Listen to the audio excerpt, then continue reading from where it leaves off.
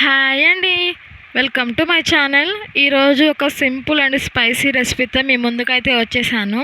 అదేంటంటే బీరకాయ తొక్కుతో రోటి పచ్చడి ఎలా తయారు చేసుకోవాలో సింపుల్గా ఈజీగా మీకు చూపించేస్తాను. లేట్ చేయకుండా ప్రాసెస్లోకి అయితే వెళ్ళిపోదాం.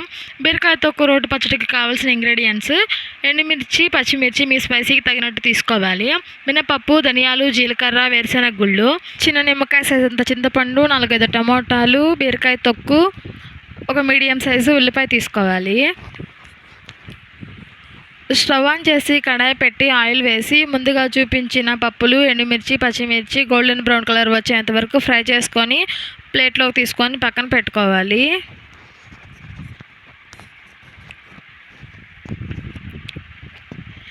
అదే కడాయిలో ఇంకొంచెం ఆయిల్ వేసుకొని బీరకాయ తొక్కు వేసి కొంచెం ఉప్పు వేసి మధ్య మధ్యలో వేపుకుంటూ మూత పెట్టి ఒక 5 నిమిషాలు బాగా మగ్గనిచ్చుకోవాలి.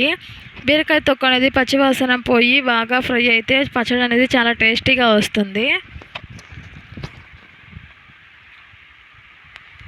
ఈ విధంగా మగ్గాక బీరకాయ తొక్కును కూడా తీసి పక్కన పెట్టుకోవాలి. అదే కడాయిలో ఇంకొంచెం ఆయిల్ వేసుకొని టమోటో ముక్కలు కూడా వేసి బాగా ఫ్రై చేసుకొని వాటిని కూడా పక్కన పెట్టుకోవాలి.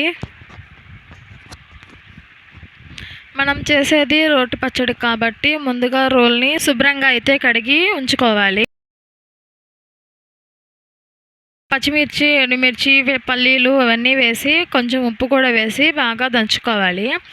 కొంచెం కచ్చాపచ్చాగా దంచుకున్నాక చింతపండు కూడా వేసి బాగా దంచుకోవాలి. ఇవన్నీ బాగా మెదిగాక వేపు పెట్టుకున్న బీరకాయ తొక్కు కూడా వేసి ఇంకొంచెం సేపు దంచుకోవాలి. ఇవి మొత్తం మెత్తగా మెదిగాక టమోటాలు వేసి దంచుకోవాలి.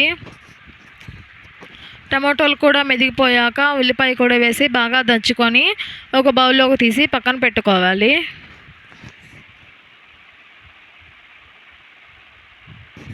ఇప్పుడు పచ్చడికి పోపు అయితే రెడీ చేసుకోవాలి.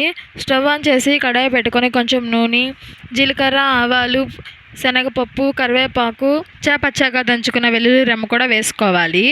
పోపు అనేది బాగా కాలాక దంచుకున్న పచ్చడి కూడా వేసి 2 నిమిషాలు గంటతో కలబెడుతూ ఫ్రై చేసుకోవాలి. అంతే, మన టేస్టీ స్పైసీ అయిన బీరకాయ తొక్కు రోటి పచ్చడి అయితే రెడీ అయిపోతుంది.